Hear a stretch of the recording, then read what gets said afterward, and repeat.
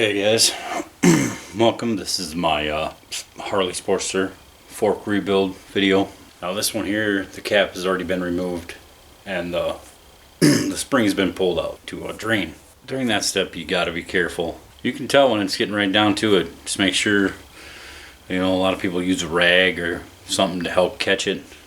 I just use both my hands and just turn it with your palm to get it to come off. This will be actually, I would consider it like a third or fourth step. The first step would be removing the wheel, getting the wheel off, removing the caliper, setting it to the side, and then removing the fork itself from the triple trees. What I do is I normally lower the fork down to the second triple tree, tighten it back down, loosen the cap, and then remove the fork, and then loosen up the triple tree, and then slide it out the rest of the way. To me, I found that's the best way to do it. You don't have to risk damaging anything up top or have to remove stuff to get to it. So that's been the best way for me. So like I said, this is probably like probably the fifth step, because the fourth step would be removing the cap and pulling the spring out. So you can see the cap's back in. I did reinsert the cap so I can turn this upside down and get this little trim ring off here, which you'll see further that I think it's a stupid invention for them to put this over here. Now you can try this the way they tell you to do it, by sticking the screwdriver in here and twisting. But as you can see, there's not much grip in there to get it. I barely even put any pressure on it, and it'll turn right out of there. And I state this later in the video too, because this is a bad idea. This is aluminum and this is steel. Dissimilar metals. Any plumber knows about this, or anybody that does anything with steel or just has general mechanical knowledge will know metals don't agree with each other. So let's get to removing this cap. I'll show you how I did it. I did try doing it the traditional way. First off, I ended up getting a few marks in here and a few marks in the cap. So I'm going to try see if this way works better, because it seemed to come off a lot easier the other way. Let's do that now.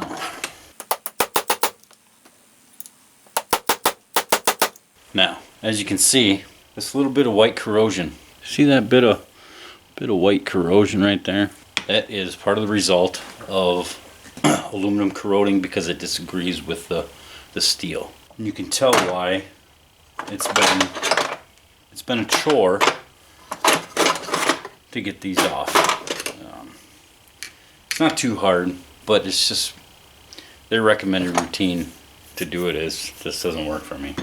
Now I'm just turning this and barely catching the lip, trying to hit it gently yet with a bit of force with this dead blow hammer, pounding on the lip edge of it.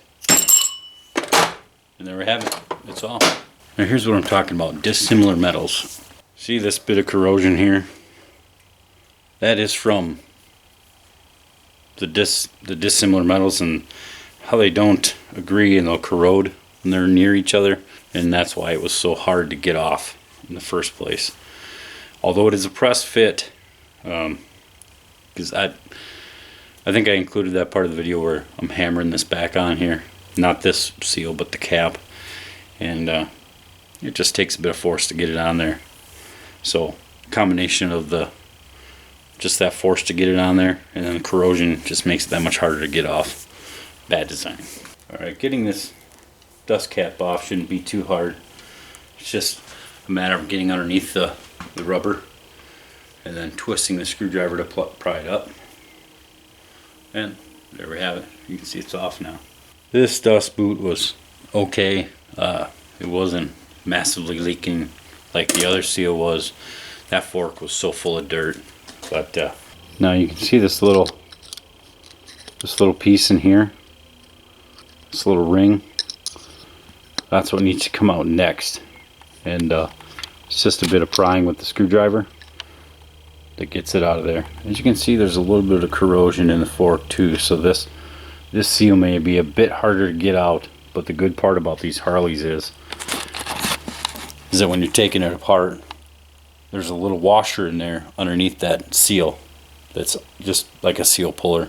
Takes it out just perfect. And you'll see that here in a little bit. You want to go by one of the ends so it's easy to pry out. If you try prying it in the middle of that little ring, it's not going to work so well for you. And then just gently pry it around, making sure to not scar the fork tube while you're at it with the screwdriver or with the little ring in here. Alright, and there's the old clip. Easiest way to do this is by clamping in a vise. Make sure you have something to protect the steel, or I'm sorry, protect the aluminum like I have here. I've used wood before to do it. I just happen to have this roofing rubber laying around. I'm sure there's a better way to do this with a big long socket. We're going to try it this way. I did pull the other fork apart this way. Now, as you see here in a minute, my Honda forks weren't this easy. They were corroded. Freaking 36 years of corrosion on it, and probably having never changed the fork seals. This Harley's a 2006, and it is currently 2015, so 9 years without a fork seal change.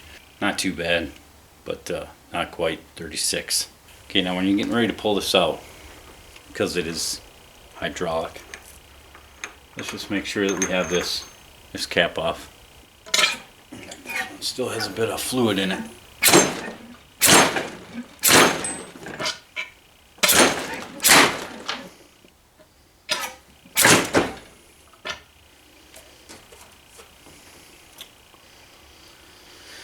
Yeah, that's what I thought. This one's going to be a little bit harder. Okay, so after we get the fork assembled, we have to make sure that you clean the fork out. This fork here had so much dirt in it that it was up to, I don't know, about there on just above that little lip on the bottom. So it wouldn't even come out. I actually had to spray some brake cleaner in there and get it all cleaned, and then I was able to get it out. You got to make sure these are clean, otherwise you might as well leave your old seals in and just keep putting fluid in there. If you're not gonna take the time to clean it properly, spray it out, clean it, rinse it, clean it, rinse it, and that's what I did here. So this right here is now ready. I'm getting ready to put the fork seal back in, and then we'll go from there. These probably aren't the right thing to use, but I like to put a little tranny fluid as lubricant in here, just so everything slides nicely on there. Now that little tower in here I was talking about that was stuck in here with the dirt, I made sure that was standing up and sitting right in that little indent in there before putting this in here. So you kind of heard it seat there.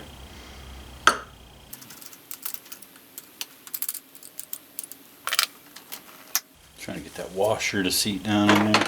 Supposed to stop by 2 p.m. Okay, I got that in there. Just didn't like the way it went in. It did kind of scratch the fork just a little bit, but it's going to happen. It's got to hold the fork in place. So, but now I didn't use a fork seal installer. Just slid in nice and tight. I'm going to put the dust cap in. I got to get the little washer out of here I used to push it in.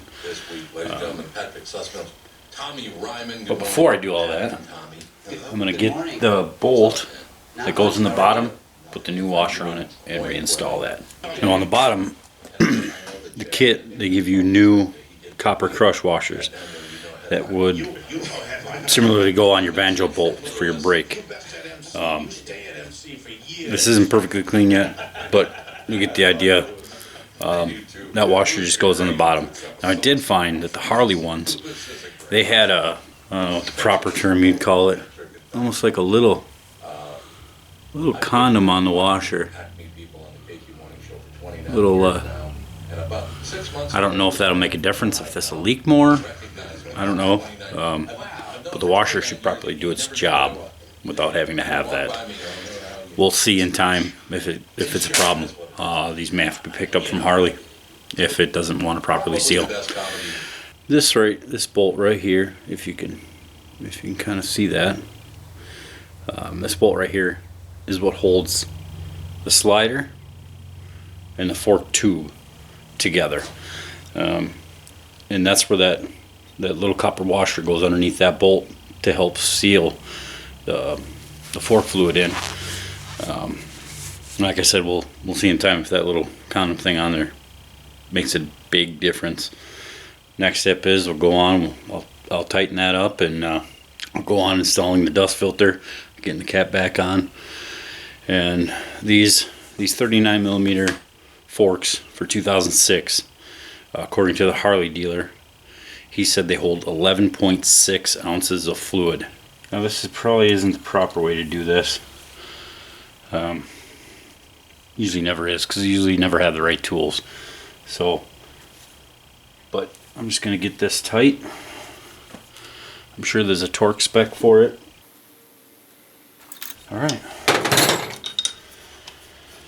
Perfect. Now the kit comes with pretty much everything that you need. The one I bought was a genuine James gasket from J&P Cycles. Now these were the ones that were in there. Nothing wrong with them, but I'm going to go ahead and install the new ones. I did have a Honda fork that I tore apart. This little snap ring was so rusted that barely had any tension left to it. Luckily they came in the kit for that as well. I'm going to go ahead, I'm going to make sure this is seated properly, and I'm going to get this put in there.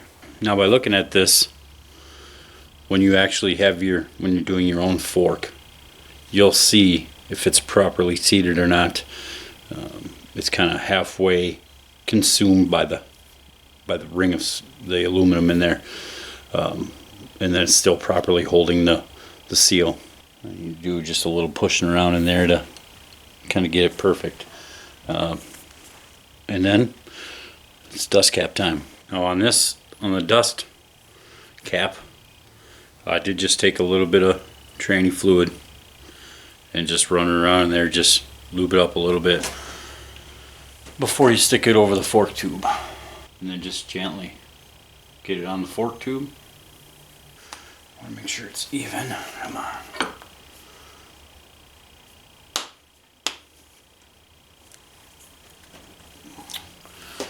It was easier than I thought. Okay. Once you get it on there straight and flat. Okay. Now there's our dust shield. Now this fork, besides putting the spring back in, putting the new O-ring on the cap, which I'll show you in a minute, it's completely rebuilt. And I say that maintenance wise. You could put new springs and stuff in there, but this is completely rebuilt. The kit also includes new O-rings for the fork cap, so we'll be putting that on there too. Dental picks and stuff really help for getting seals off, and you can get them at Harbor Freight for sometimes free. Yep. And then we're just going to put a little bit of BTF on here, and we'll be good to go. We'll put the fork back together with the spring in just a minute. Now let me say this. These little caps, covers, whatever you want to call them here, the stupidest thing ever invented. Because first off, it's dirty and it's kind of corroded, because this is steel, this is aluminum, dissimilar metals. You can look it up on Google. So it causes corrosion to occur. So when I take this off, of course, look here, it's got a little chip trying to get it off there. The best thing I did was when I went to take it off, I flipped the fork upside down, took this and just got the screwdriver on it like this, flat on the cap, and just started tapping it, and I was able to walk it around. But like the instructions say, just stick the screwdriver in there, turn it, and it'll pop up. Yeah, it doesn't work. It wants to mess up the cap and eat the aluminum away. Pretty dumb. But you gotta go for that pretty, I guess. I don't like it. I wouldn't put them back on if it didn't have this place for it to seat there, so it would look wrong without it. One thing to note, that the kit did include a new crush washer and screw for the drain on the bottom of the fork. This should be installed also. This little screw goes right here. Let's put it in. Now a lot of these kits, they'll work for different bikes and stuff too, so just be aware that if your kit comes with a different crush washer or different screw, that may not fit. So if it doesn't fit, don't force it. Just put the new crush washer on there and reuse your old screw. Alright, before we get to putting any fluid in the fork, I got it tightened in the triple trees here, with the cap just loose. The fork spring isn't in it, so this fork can stretch all the way out, and that way we can get the whole 11.6 ounces in there very easily, compared to trying to do it on the ground when the fork wants to sink back into the fork tube wants to sink back into the slider. Makes it much easier having it in here.